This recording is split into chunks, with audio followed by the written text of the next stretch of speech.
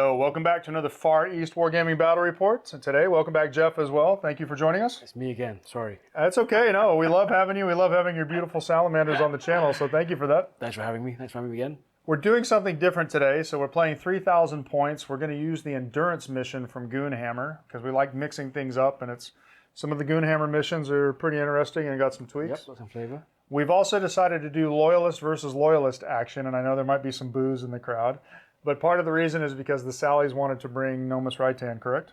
True. I wanted to bring the Salamander's own character. Yep. Character. And he's Loyalist only, yeah? Yep, he is. Yeah, he is. And then, of course, I am also bringing a Loyalist list because I want to play Company of Bitter Iron because Immortals are so cool and they're so durable in this particular list. So just ignore the fact that we're playing Loyalist versus Loyalist for this particular game. Again, it's at 3,000 points. The mission is Endurance from Goonhammer, and we've brought back the Winter table. Last time you saw us on the Lava table, and now we're going to bring you a little Fire and Ice action. We've kind of given a little bit of an Imperial, I don't know, Prometheum outpost type feel or something like this.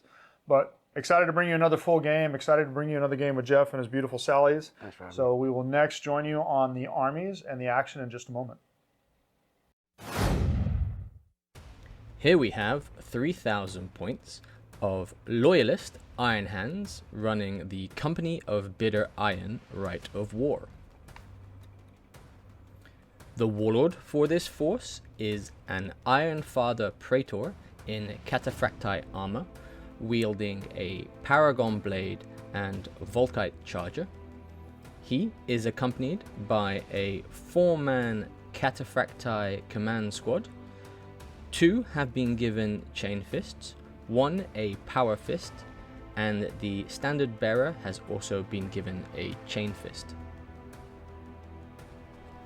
For dedicated transport, they have taken a Land Raider Proteus carrier with searchlight upgrades, twin link heavy bolter, and blessed autosimulacra. For the second HQ, we have a librarian in Artificer armor, wielding a power axe and bolt pistol. For his psychic discipline, he has chosen Biomancy. For elites, we start with a 2-man Apothecarian detachment. Both are wearing power armor and using chainswords. For the second elite slot, we have a Contemptor Dreadnought with Gravis las cannons and Gravis power fist with inbuilt melter gun. For troops, we start with a 10-man Medusan Immortal squad. The Immortal Sergeant has been upgraded with Artificer armor and power fist, and one of the Immortals has been upgraded with a melter gun. For the second troop slot, we have another 10-man Medusan Immortal squad. Once again, the Immortal Sergeant has been upgraded with Artificer armor and power fist, and one of the Immortals has been upgraded with a melter gun. For the third troop slot, we have a 10-man tactical squad. The Sergeant has been upgraded with Artificer armor and a power fist. They are also riding in a Rhino dedicated transport. This has been upgraded with searchlights, dozer blades, an auto simulacra, and a hunter killer missile. The last troop slot is another 10-man tactical squad. Once again, the Sergeant has been upgraded with Artificer armor and power fist, and they are also riding in a Rhino dedicated transport with dozer blades, searchlights, blessed autosimulacra, and hunter killer missile. For fast attack, we start with a 2-strong Javelin squadron. The Javelin landspeeders have been upgraded to pintle mounted multi-melters. They are both using Cyclone missile launchers, and both have been upgraded with 2 hunter killer missiles each. For heavy supports, we start with a 10-man autocannon heavy support squad. The Sergeant has been upgraded with Artificer armor, and 2 of the Legionaries have been upgraded with augury scanners and a Legion Vexilla. For the second heavy support, we have a 10-man missile launcher heavy support squad. The Sergeant has been upgraded with artificer armor, and 2 of the Legionnaires have been upgraded with augury scanner and Vexilla. For the third heavy support slot, and the last unit for this force, we have a Leviathan Dreadnought with Cyclonic Meltalance, Leviathan Siegeclaw, 2 twin-linked Volkite Calivers, and a Phosphex Discharger. This rounds up 3,000 points of Loyalist Iron Hands running the Company of Bitter Iron Rite of War.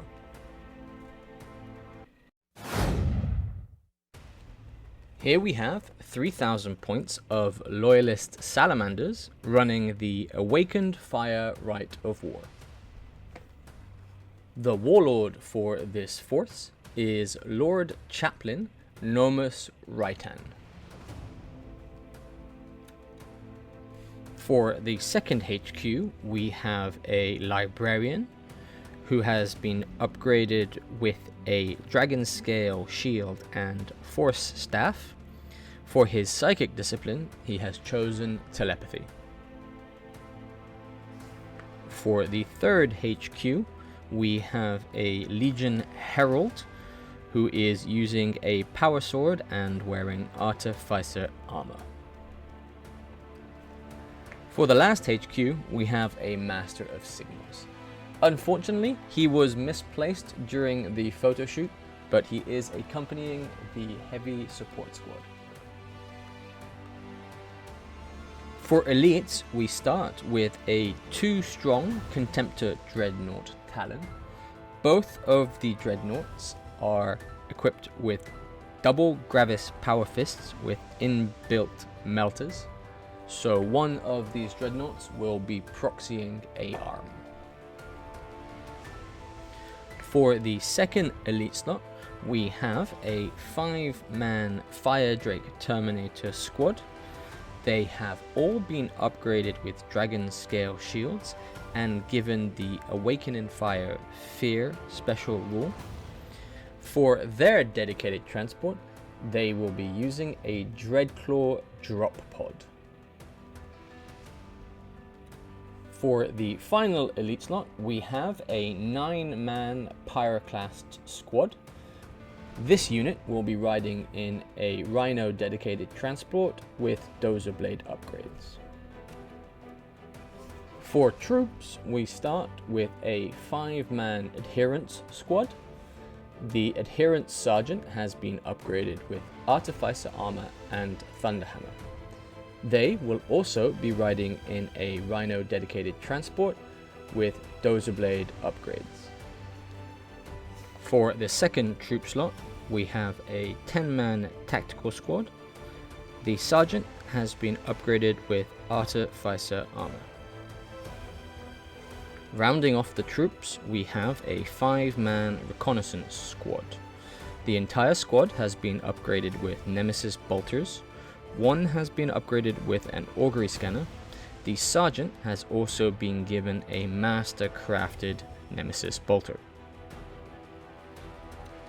For fast attack, we have a single Javelin Landspeeder with Cyclone missile launchers.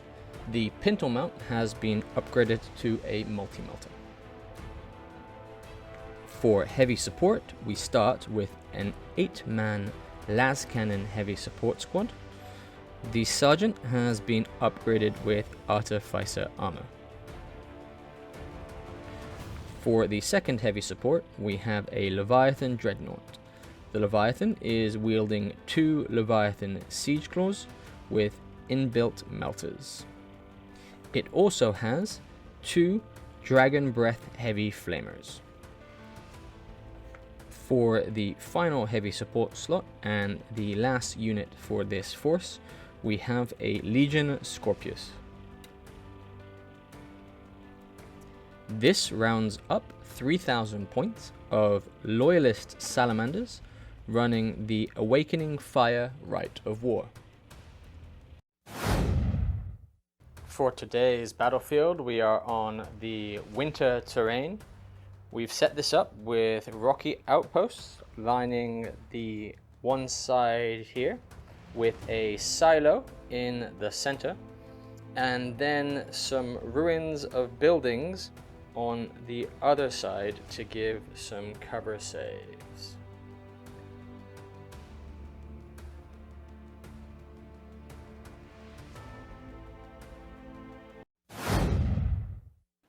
So, to summarize the deployment of the Iron Hands, starting on my right flank, I have the Javelin Squadron. I did debate on these a little bit whether I wanted a deep strike or outflank, but based on the fact that Jeff does have a couple of interceptors that he could actually release, I went ahead and started them on the board and hopefully get their firepower.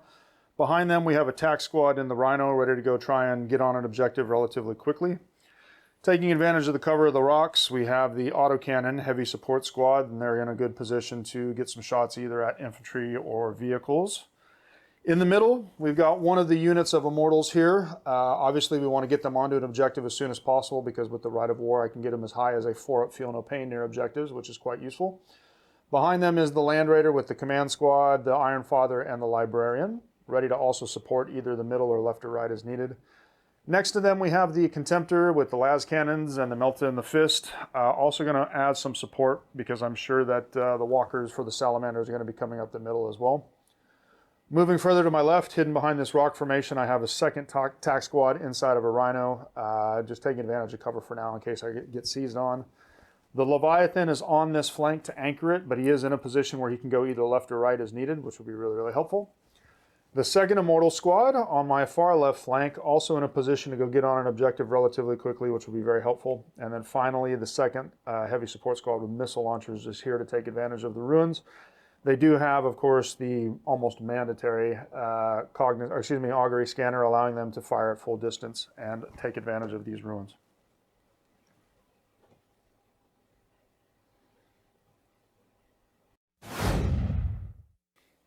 So for the Salamanders deployment, I've got no choice. There's not much cover, so I've got to more or less get stuck in as quickly as possible because that's where I built my army. So smack them in the middle. I have my Robber's Reiter, my Warlord. He's in his Rhino with his adherents and flanked by all the walkers. They're looking to charge down the middle and obviously capture some ground. In the flanks, in the rear, we have the las cannon squad. So again, similar to what Jason's got, I've got my Master Signal. He's going to obviously lend a hand to make sure the las cannons are a bit more precise. On their side, we have the tactical squad alongside the Javelin. The Javelin, similar to Jason, because of all the intercept, and I need obviously to get this in, and I'm not willing to take the risks with intercept, taking out the Javelin too quickly, so I'm bringing him on the field to make some ground quickly. Moving on, we have my Pyroclast, who are again sitting in the rear, hopefully just far enough to avoid the fire in the first round. And behind them is the Recon squad and my Scorpius. So hopefully they can stay in the background and bide some time till it's my turn to obviously unleash some fire.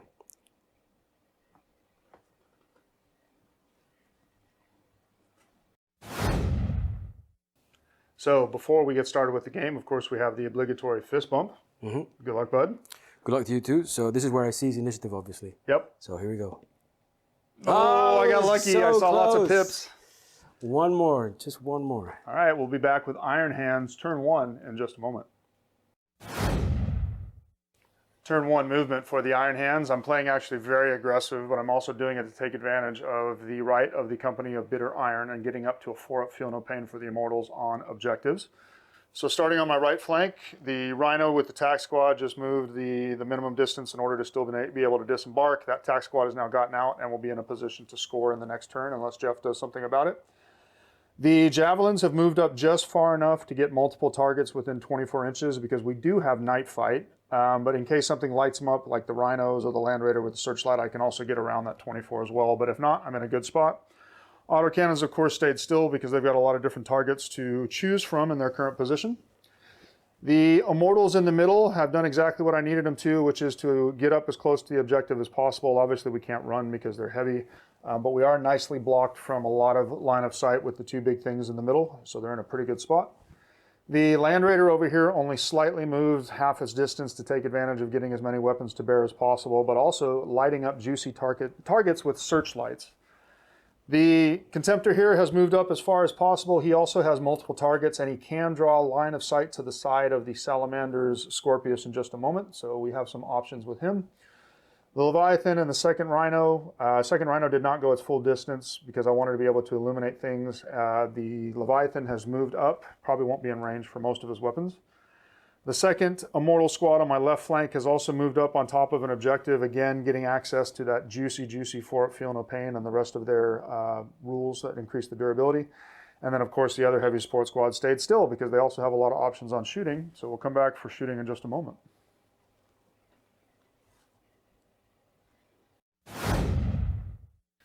So the turn one shooting phase for the Iron Hands, and I gotta say, even with night fighting, it was actually pretty productive. So the first thing that we did is we fired the heavy support squad here with the autocannons into the opposing las cannon squad of the Sallies. Jeff elected to evade on this one rather than return fire. The autocannons did score a lot of hits, but Jeff was actually really good in rolling his Artificer on the Master of Signals and up to the initiative on the Sergeant due to the S&N rule that we use.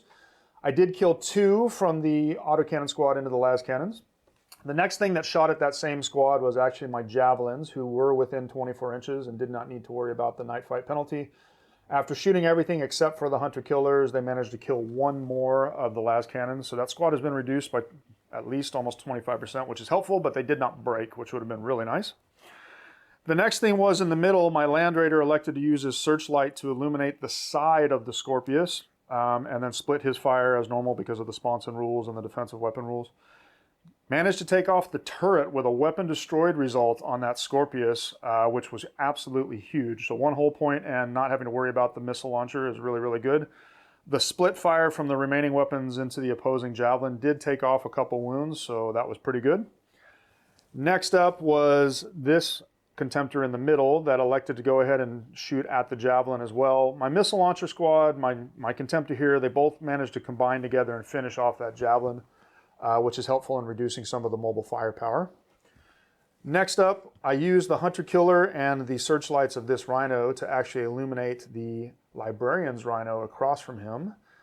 Missed with the Hunter Killer, but more importantly, we actually illuminated it for the Leviathan, who fired his chest Volkites into that Rhino. I did manage to score enough glancing hits to actually destroy that Rhino, but Jeff got a really good cover save rolling 1-6 because of the pipe, keeping that Rhino alive. And that pretty much sums up the shooting for the Iron Hands. Again, I got to be very happy with that by reducing the incoming firepower from the Scorpius, from the Javelin, and from the las cannons. That's going to help me out a lot, but the Sally's infantry is incredibly durable and deadly, so we'll see what happens in their turn 1.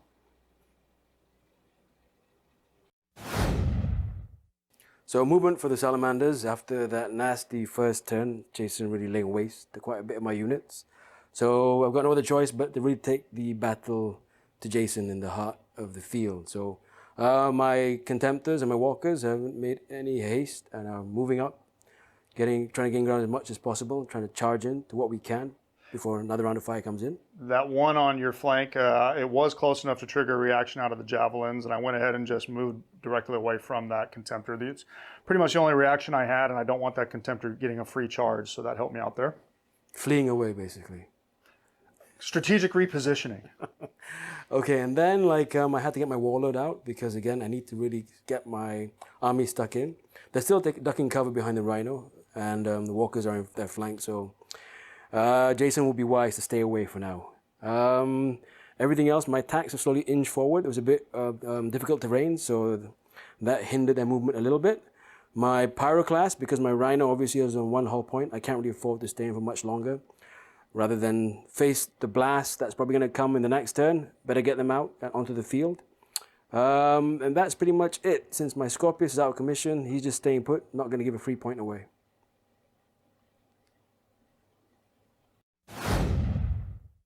So shooting phase, because there's not really much in range, I'm limited by night fighting. So I opened the first salvo with my recon squad, All things considered, I managed to do quite well with the 5-shot. So where it count, I took out 2 key members of the squad, more or less taking out the Vexilla as well as the Augury Scanner. That's pretty handy. Yep, I couldn't actually return fire because I was out of range, and there was no sense in actually doing a shroud because I have a apothecary there. So no choice, good rolling, yeah. No Vexilla and no Augury Scanner in that squad anymore. And I think to boot it off, they were pinned at the end of it. They did get pinned indeed, yes. Did not break because there wasn't enough casualties, but I did fail the pinning check, unfortunately, so they'll be snap shooting. So that will come in handy for next round. Less fire coming my way. And because there's not really much else, the only other squad that basically shot in the shooting phase with my last cannons. So they opened up and unleashed on the Contemptor. Thankfully, the Massive Signal obviously steadied their aim, and because of the Massive Signal's shooting, I managed to take off 2 wounds from his Contemptor. Yeah, you rolled pretty good. So you snuck 3 wounds through with only 5 shots, which was pretty good. I did pass 1 invul, but I took 2 wounds on that Contemptor. So I can't complain, and that's the end of the shooting phase. Yep. No return fire or reaction otherwise for the Contemptor as well, because he wasn't in range to actually return fire at all due to night fight.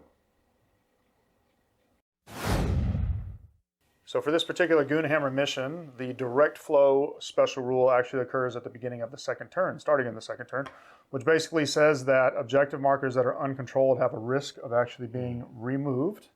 So we're going to do the roll off right now for this roll, and whoever wins can choose which of the unoccupied markers is actually going to be moving.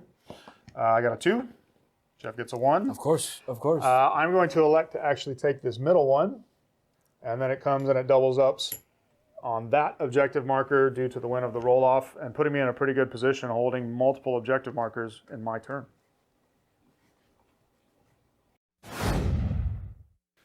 So kicking off turn 2 for the Iron Hands, we had to total up the points for the objective markers, and thanks to aggressive play on turn 1 as well as one of the objective markers doubling up due to the mission rules, I managed to score 4 victory points in my turn 2, which is a big help to get things kind of started. For actual movement on my right flank, my javelins are playing quite aggressive. They went up here on top of the mountain, took the dangerous terrain checks, did not actually hurt themselves, which is thankful. We still have night fighting for turn 2 as well. Now their movement did trigger a reaction out of the Contemptor, who's charging towards them a little bit to get some free movement, but I'm not worried about a charge from him actually because of the vertical distance and whatnot. The tac squad that was controlling this particular marker just decided that because of that Contemptor, they're going to move back enough to force a longer charge but still control the objective marker. Autocannons are pinned, so they couldn't move, or they couldn't even get their guy over here back into coherency, so no movements there. The Rhino itself just moved further back, mostly because if it for some reason explodes, I just want to make sure I don't hurt myself. In the middle, the Medusans did the Iron Hands 2-step and maneuvered around a little bit. They're still controlling that double objective, but what they're basically doing is making it very hard, if not impossible, to get charged in the next turn of the Salamanders. The Land Raiders shifted here just a little bit because of night fight. I wanted the option to be able to illuminate different targets with searchlights. Leviathan here shifted to his right, keeping multiple targets in range. The Contemptor fled backwards from that Leviathan because I still want to get some more rounds of shooting off and I don't want to get charged by him. This Rhino elected to just reposition just a little bit, again, to take advantage of searchlights. I was going to play aggressive with him, but there was really no reason, so he just kind of came this way a little bit. And then the last movement was just a shuffling of this Medusan Immortal squad over here on the other objective on my left flank, just to make sure that a few more guys could get in bolter range of the Pyroclasts on the Sally side.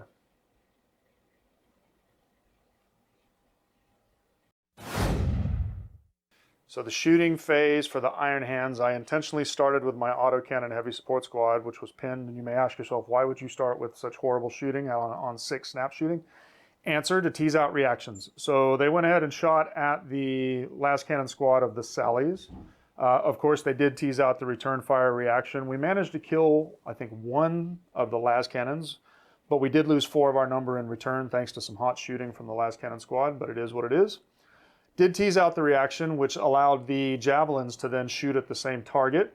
Thanks to the cover itself and some tankiness of the 2 up saves in that squad, the javelins only managed to kill 1 more las cannon, but we're slowly whittling it down. Did trigger a morale check to see if they fleed, but they did not. The tac squad on this right flank, just for the heck of it, decided to shoot at the Contemptor that's closest to them, and of course, as bolters shouldn't do, they didn't do any wounds.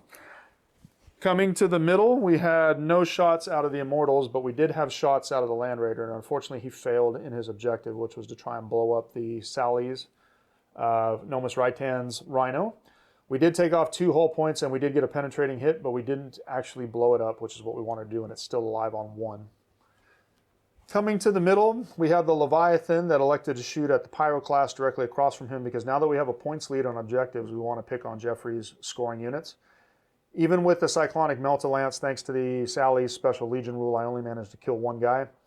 The Contemptor behind him elected to shoot at the damaged Rhino of the Pyro class after it was illuminated by my own Rhino's searchlight. I wanted again to try and blow it up, to try and trigger those explosions on nearby infantry. We did kill the Rhino, but we didn't blow it up, so a bit of a mixed bag there. And then finally on this left-hand side, the Immortals had a few guys with bolters to shoot at the Pyro class, didn't do anything. The missile launchers had about 7 or 8 guys that could shoot crack missiles at the Pyro class, didn't manage to do anything. So definitely not as good as the first turn of shooting, but I would be pretty greedy to actually ask for that. But we were effective in reducing more of the stronger firepower of the Sallies. I'm actually not going to have any assaults this turn because I don't have anything in range, which means we're going to come back with the Salamanders turn 2 in just a moment. So turn 2 for the Salamanders. So things are beginning to heat up now. So finally my reserves have come in. My Dreadclaw drop pod has made its landing and disembarked the Fire Drakes, but I did have some tough decisions to make. I could get a bit closer to the objective, but in doing so, the way my Dreadclaw landed, I would have exposed my Fire Drakes to quite a barrage of fire from the Leviathan Dreadnought. So I opted to be a little bit more defensive. And even then, because of the free intercept coming in from Jason's missile launchers, he managed to snipe one of my Fire Drakes with an unlucky roll of 1, doubling it out. So let's see if they can manage to survive to make the charge next round. I did also intercept with my remaining autocannons, which had been unpinned. They did have a couple guys that were in range of the pod, but it was completely ineffectual. I took it anyhow just because it was a free intercept, but they didn't do anything. Moving on again, because I really need to make way to the objectives. So my Pyroclast made a dash, capturing the one objective that's still on my side before it disappears. And everything else, moving on from that, is slowly edging up to the middle of the battlefield. So my walkers are moving forward alongside my warlord in the back. So I did also have a couple other reactions, and just to clarify, actually the autocannons couldn't have reacted because I lost my augury scanner in turn 1 due to the snipers. So thankfully there was nothing that actually happened there, so my bad on that. However, I did have my free movement phase reaction, which was the Immortals in the center reacting to the Sally's Contemptor, basically reacting away directly from it, but still being able to maintain control of that crucial double objective marker. So yeah, another cowardly move from Jason, moving back yet again. Strategic, strategizing, big brain stuff. Aside from that, my Contemptors are moving forward again. I've got to really get them stuck in. If not, then we're not going to get the points in the game. And that's it. My tanks have trying to, again, move to the close to the objective, and we'll see what happens in the shooting round. So shooting phase, so the large cannons, what was remaining of them, decided to unload their shots into Leviathan, managing to whittle off 1 wound, so not too bad.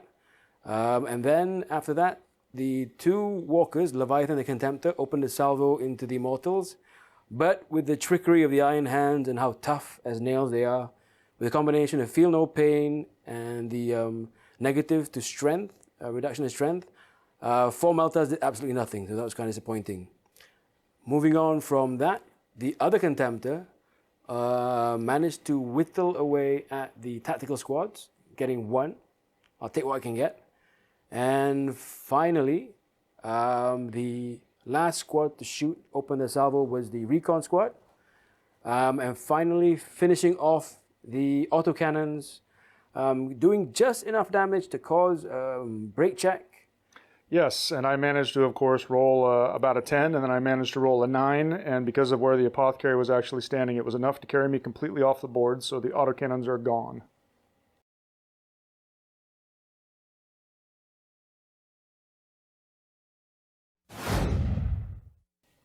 So for the assault phase, tried to get into combat with my walkers, the Leviathan and the Contemptor, trying to charge into the Immortals. Didn't get much luck.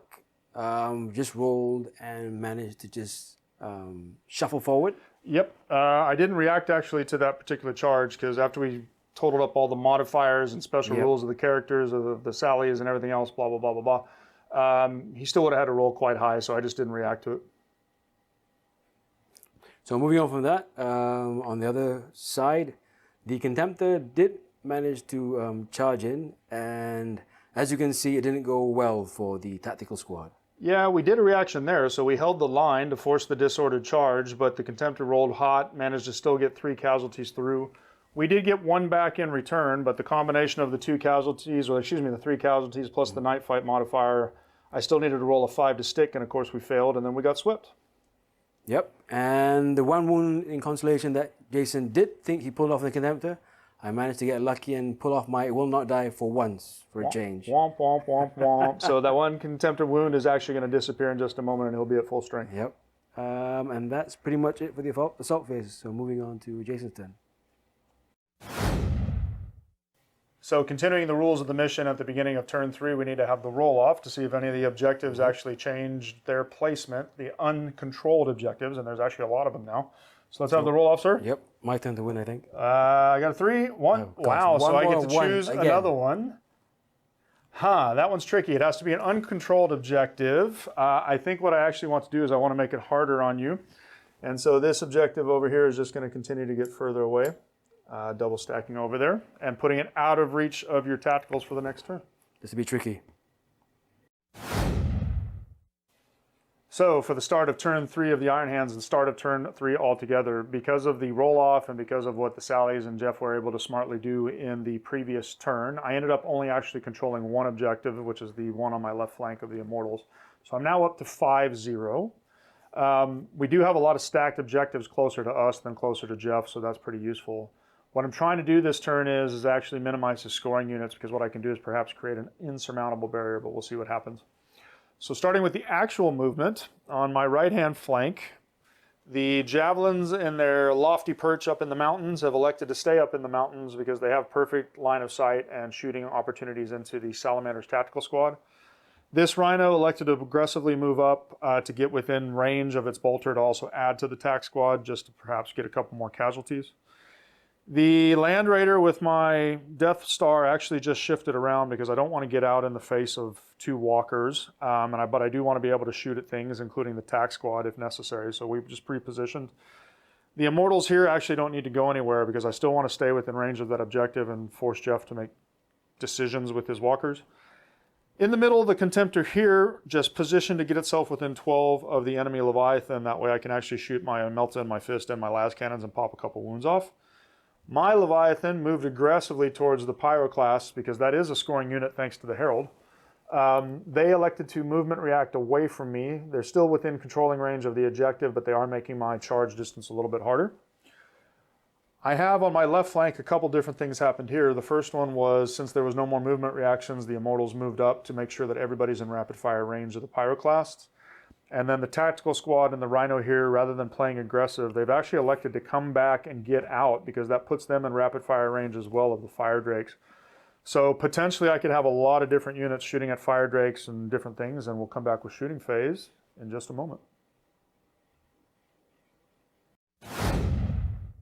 So the shooting phase for the Iron Hands, and I've actually elected to completely ignore the threats directly in my face and focus on the scoring units of the Sallies. Starting on my right flank, the Javelins that did not move unloaded everything, including their Hunter-Killers, into that tac squad, and guess what? They killed absolutely nothing, thanks to a very well done Shroud, as well as some tankiness. Got lucky, got lucky. Yep, on the Artificer, so we killed absolutely nothing there. The empty Rhino added its gun to the party, but didn't do anything. However, where I got a lot more lucky was my Land Raider that pivoted over here was able to bring all of its weapons to bear on that tac squad. 1 las cannon killed 1 person, and then the heavy bolter killed 2 more, including the sergeant. So that was 3 models out of the tac squad, and unfortunately they failed the morale check and are now fleeing. So that's actually really helpful for me because that is a scoring unit that could potentially get up to an objective, and it's going to be much harder for them now. Coming to the middle, we've elected again here in my middle units to do some different things. The Immortals opened up into the Contemptor but did absolutely nothing. My own Contemptor and my Leviathan opened up all of their weapons into the Pyroclasts. And what you can see from the remaining models there is that we actually killed a lot of the Pyroclasts because we were doubling out for a lot of the failed saves. My Missile Launcher Heavy Support Squad also managed to kill another one or two. The Immortals elected to shoot but did absolutely nothing, but I'll take it being able to kill 6 of the Pyroclasts and making that unit much easier to deal with. The last thing on my left flank that shot, and this was actually pretty surprising, was the tactical squad that got out of the Rhino. We did get out in rapid fire range, and we did manage to put through 11 wounds on those fire drakes, and unfortunately it was enough to kill 2 of them due to the failed saves. They did pass their morale check so that they are still a bit of a threat in my back line, but it's a much more manageable threat now that it's down to 2 models. So that was a very effective shooting phase. I do actually have maybe 1 charge I might want to pull off, so we'll come back in the assault phase if it's going to go through. For the only assault for my turn, actually, I only had 1 target that could actually charge due to the weapon restrictions, and that was the Leviathan going after the Pyroclast, because if he gets in there, there's a very good chance that he either locks up or kills off that squad. The advanced reaction for the Sallies was activated, but the Leviathan needed a 9, and I rolled an 8 on my charge distance. So in some ways it's good, teasing out the reaction, but it's bad because I would have liked to have had a chance to polish off that unit. We'll come back in turn 3 for the Sallies and see what happens then. So to start off the round, my tactical squad didn't rally, but I suppose the only silver lining was they just managed to shy stop at the edge of the board. So luckily they didn't manage to flee just yet. So there's 1 more round to get them back in the game.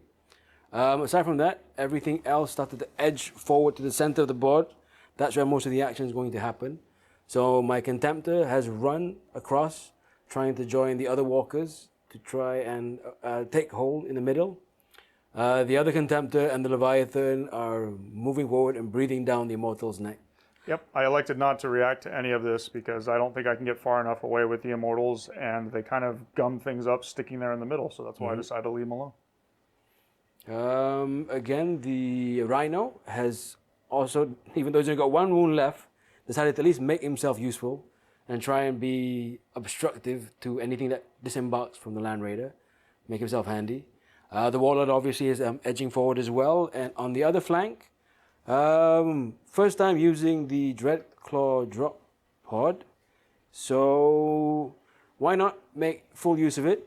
Did a full movement around the squads in its vicinity, hovering above them, and because of the damage it causes over anything it hovers across, from that damage I managed to get 1 sergeant from the tactical squad. You did. You got unlucky and didn't wound. Well, you put 1 wound on the heavy support squad, but it failed. You didn't do anything to the Rhino, but you put 4 on the tac squad, and the sergeant managed to kill himself from the blast. You did also score 1 point at the beginning of the turn as well, so we're sitting on 5-1. Yeah, so maybe there is still a chance to catch up, so we're going to make ground next turn. Aside from that, the Pyroclast and the what's left of the husk of the Scorpius have decided to be a bit more defensive and try and block and shy away from the oncoming Leviathan. So hopefully that will turn out okay next turn. That's all from the movement phase.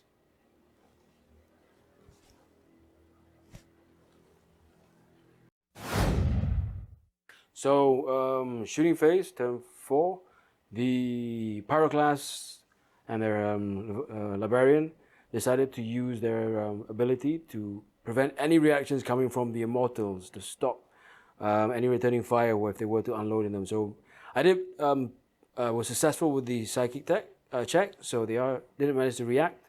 But at the same time, I didn't manage to do anything with the melter shots and didn't get any kills or joy with that. Moving on from that, the Recon Squad decided to take pot shots at the Leviathan, even though it's a bit hard to chip away when it comes to negative minus on the strength of weapons. But because of rending, I was lucky enough to get 1 wound off the Leviathan there. Yep, and I did a return fire reaction with his chest, Volkites, and I did manage to kill 1 of the Recon Marines in return, even after I scored 5 wounds. So that was actually pretty lucky for the Recon Marines. Yeah, so moving on from that, what's remaining of the las cannons They decided to take turns taking pot shots at the Immortals that were being fired at by the Pyroclast. Proving a bit more lucky, managed to taking out one of the squad. So I'll take what I can get. I have to whittle them away at that scoring unit. And to round up, the Walkers, again, took quite a number of shots, including flamers and melters, at those stubborn Immortals. But again, with all the trickery of the Feel No Pain and the other shields. Yep. Again, I only managed to take one from the number. A bit disappointing there. Yeah, I had a second shooting phase reaction there. I did return fire on the Contemptor when he declared his shots, and I did get one wound, but I think it was ineffectual. Yeah, I was just rolling hot. The combination of the shield saves and the 4-up Feel No Pain for the objective has made them really durable. I only lost one guy from all that. Really, really tough.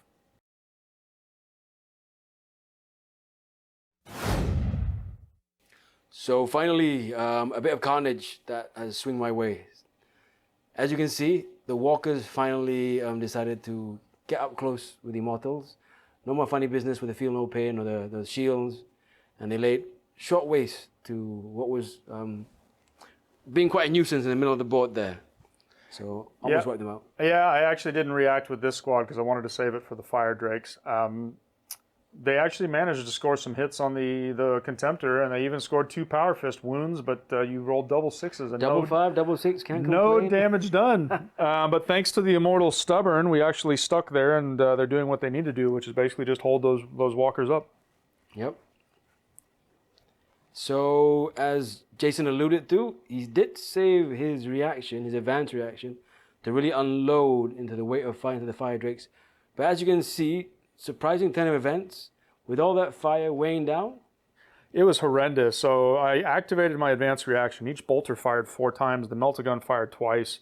It was so bad. I did manage to sneak 12 wounds through, killing one of my guys with a Gets Hot. And the Fire Drakes passed all 12 of their wounds, which was really, really good. And then in the resulting combat, of course, Fire Drake smashed. I did sneak in a single Power Fist wound, but unfortunately it got tanked on the 3-up. But again, the Stubborn held, and the Immortals are doing what Immortals do, which is just stand there and be annoying.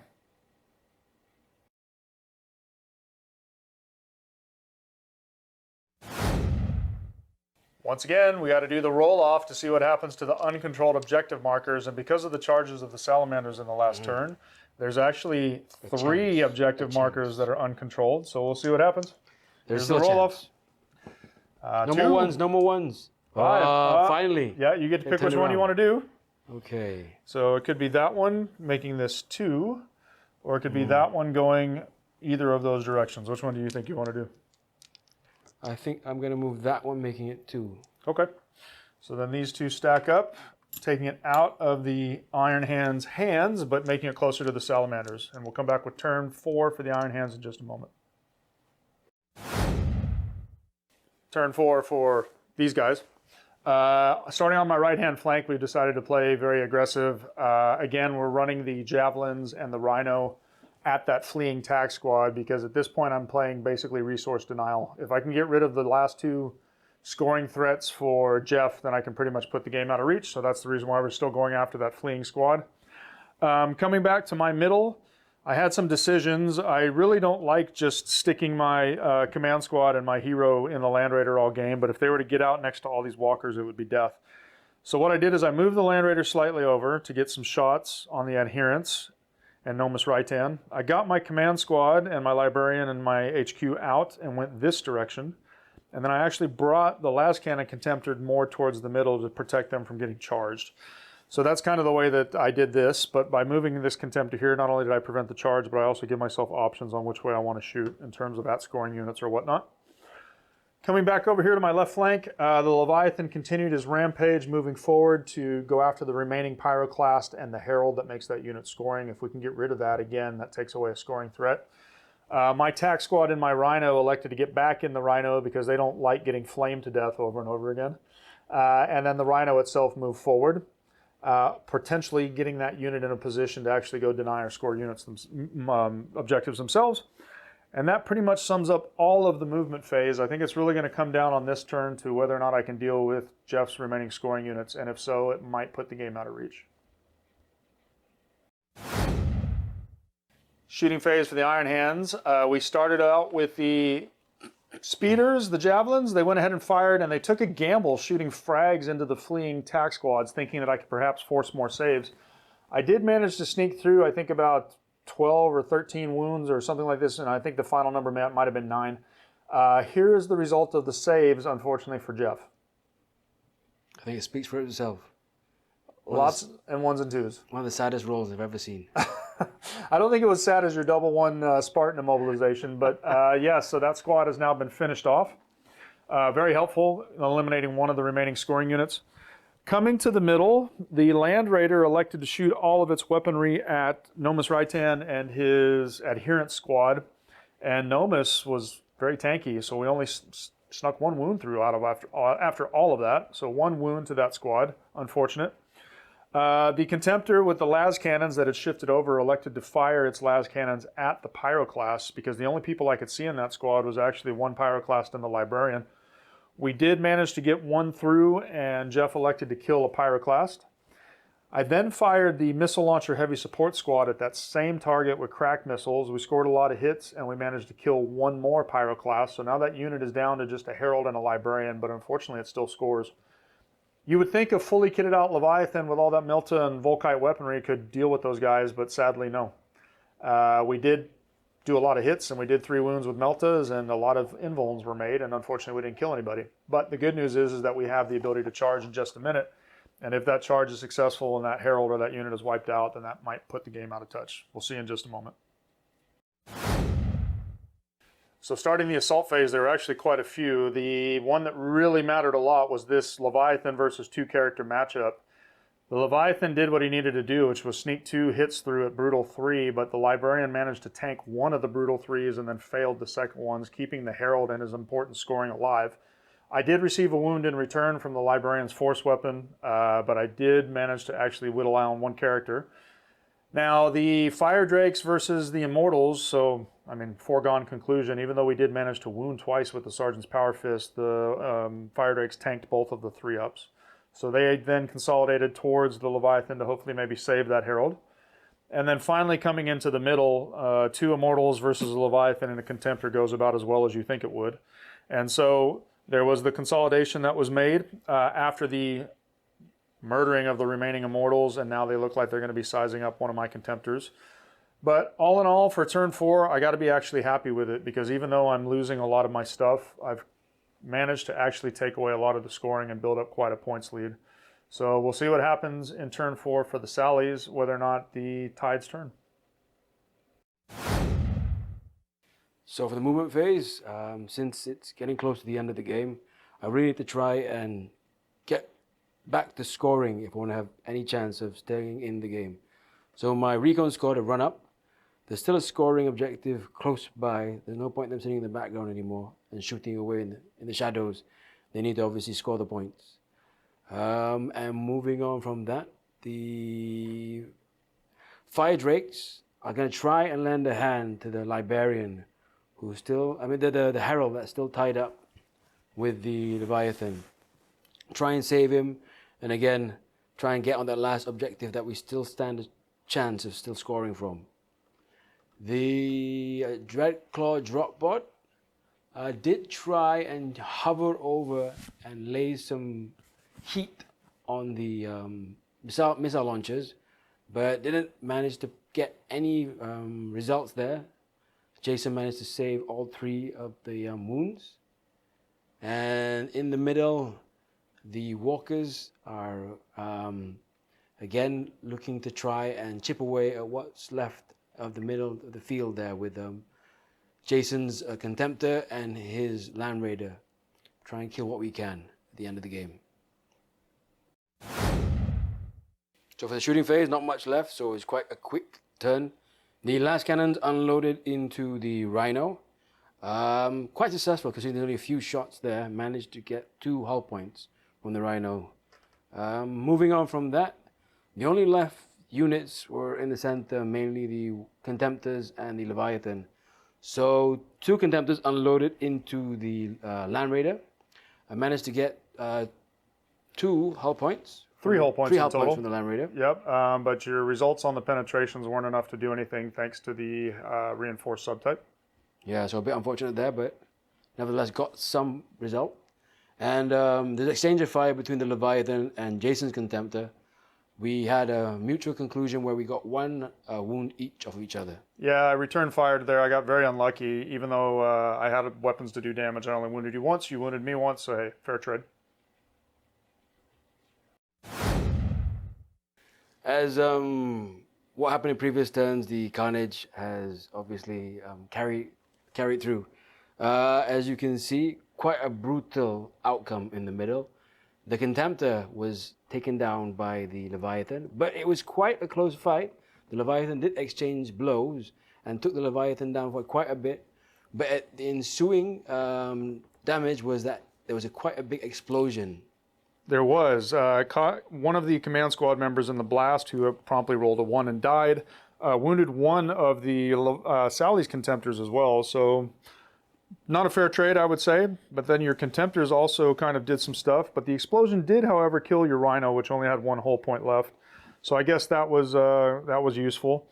But then what happened with your Contemptors versus my Land Raider? Well, I think it was pretty self-evident.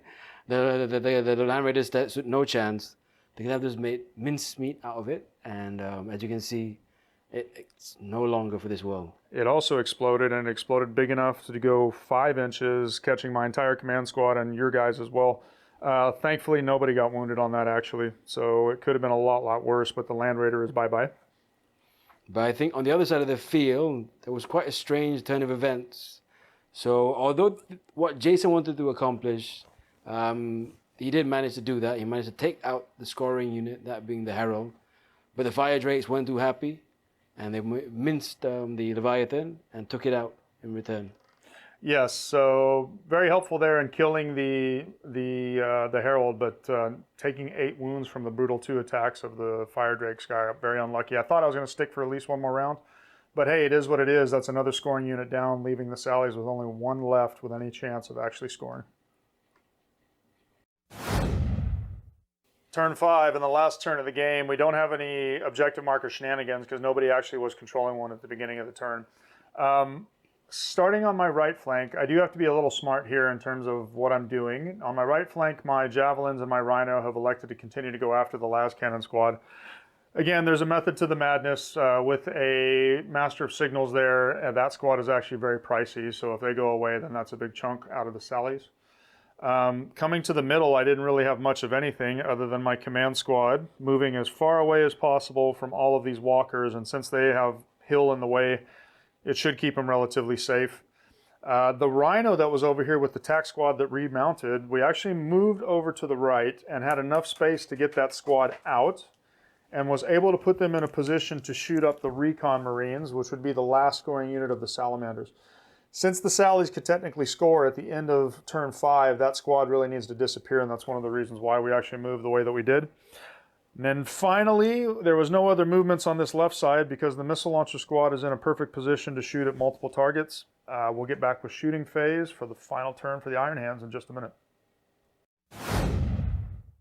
The last turn of shooting for the Iron Hands, and we opened up on the right flank. The Javelins did what they needed to, which was basically they shot to pieces the remainder of the las cannons and the Master of Signals, managing to do just enough damage to actually polish that unit off, which is really helpful from a points perspective because it was a heavy support squad with las cannons plus a Master of Signals, so that was really useful. The other shooting that I had was the tactical squad towards the middle actually got out to fire at the recons. Thanks to Shroud Bombs, I was actually not really in rapid fire range, but I managed to kill one, and that forced a morale check, which unfortunately the Sallies failed. And so that squad is now fleeing, and because it's fleeing, even if it rallies, it's not going to be in a position to score. So that is mission accomplished for the tactical squad, the sacrificial tactical squad.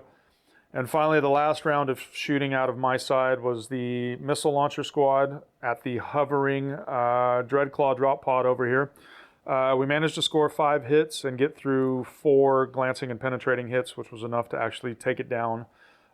Really did that for a points perspective. Looks like a pretty successful turn for the Iron Hands, but the Sallies could possibly pull off some shenanigans.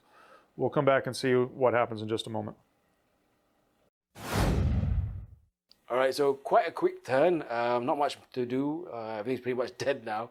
So my recon squad did manage to rally. So I don't think they're going to make it to score, but hopefully they can contribute towards the end. Maybe get some pot shots. Fire drakes aren't too happy with the tactical squads. That did obviously cause the recons to flee, so they're looking to exact some revenge.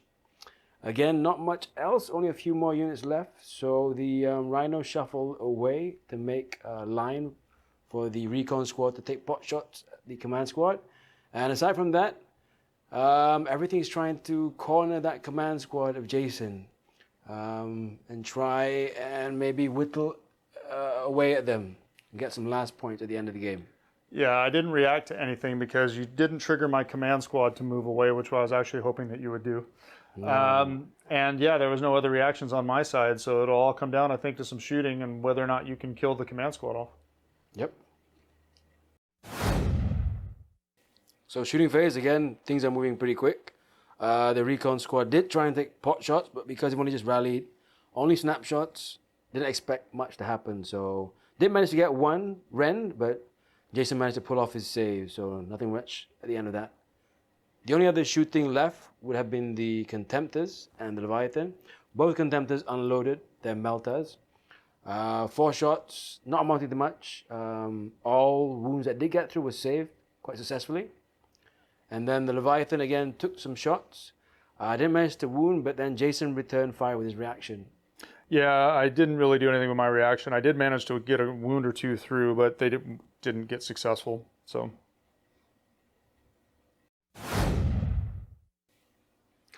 unfortunately, after some checking between all of us, it seems that none of the Contemptors are in adequate range to make those charges, just shy by an inch or two, but that's all that matters. If they're not within the range, then they can't make the charge. So that put an end to that plan. They're safely tucked away. So the only fight that could still carry on would have been the Fire Drakes against the Tacticals. So one of the Fire Drakes did fall, but in revenge, well, Jason can say what happened. Yeah, so we managed to do, and actually this guy's supposed to be fleeing too. So we did our Overwatch. We did get successful with the Overwatch. We killed 1 Fire Drake, but the single Fire Drake that made it in smashed 4 Tactical Marines in return, who promptly fled off into the sunset because this is the last turn, so they're effectively destroyed. It was good to kill a Fire Drake, but bad to lose the TAC squad.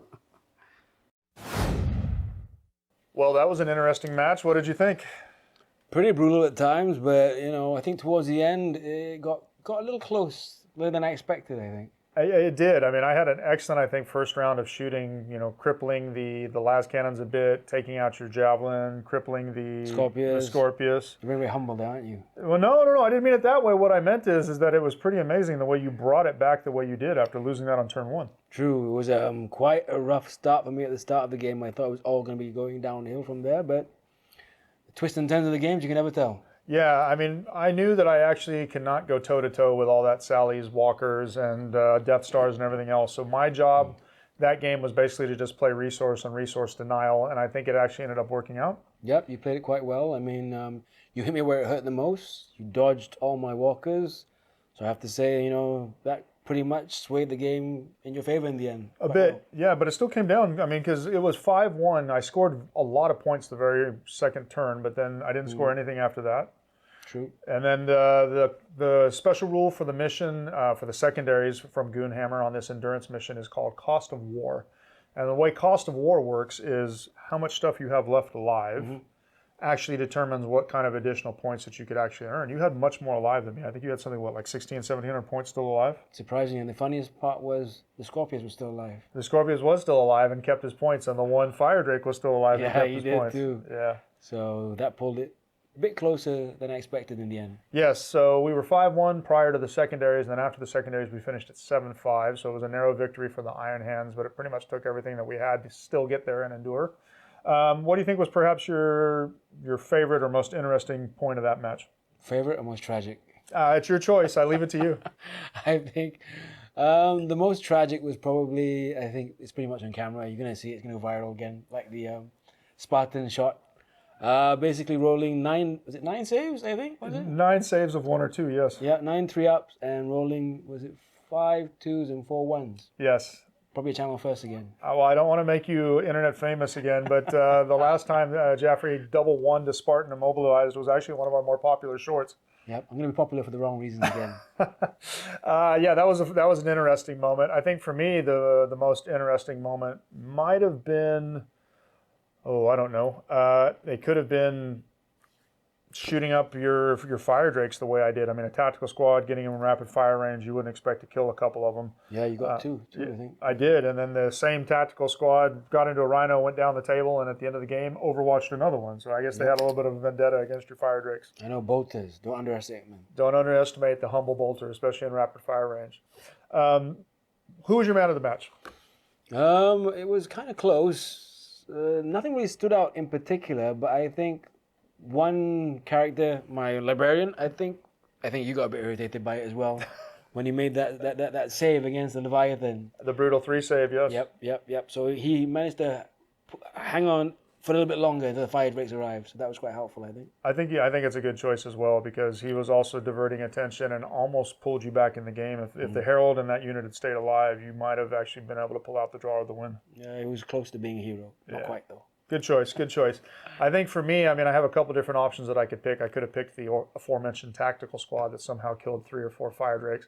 But I'm actually going to pick Immortals. And the reason why is Immortals in this Rite of War, with a 5-up invuln from the boarding shield and a 4-up feel no pain on objectives from being Heart of the Legion in line, these guys were just tanking things left and right and sticking on the objectives and scoring the very first opportunity they had. It's a long-winded way of saying disgusting.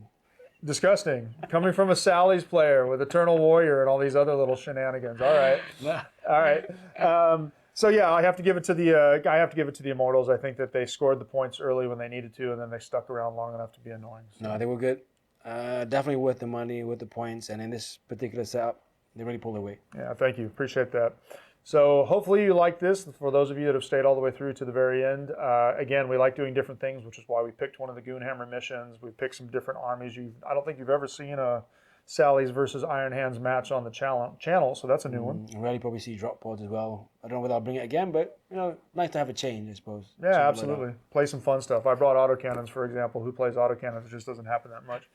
But again, hopefully you enjoyed the battle report. Like, subscribe, ring the bell, notifications, all those kinds of things, because obviously then that helps us with the various algorithms.